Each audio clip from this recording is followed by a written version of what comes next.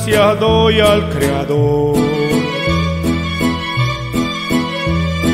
Ser dueño de tu amor. Contigo soy muy feliz, que a Dios le pido, mi bien amada, Él nos conserve como hasta ahora, enamorados siempre vivir.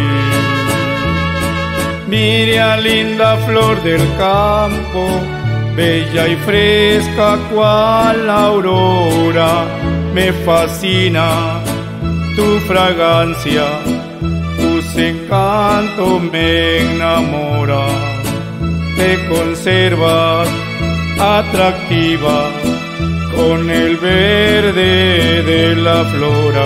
Escribo, pregono y canto, te amo, mi señora.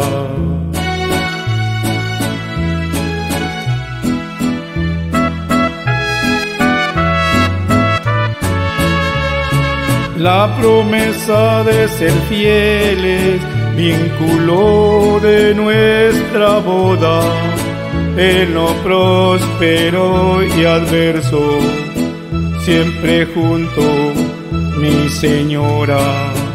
Indeleble, campirano, el cariño que nos damos.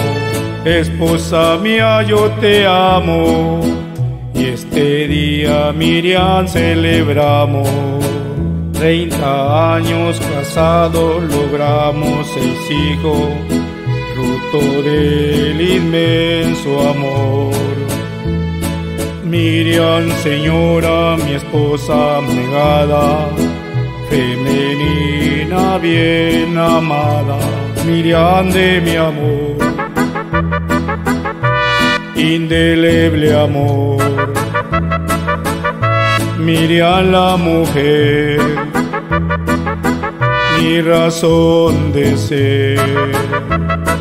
Miriam, te amo tanto, Miriam, dulce canto, te llevé a la iglesia vestida de blanco.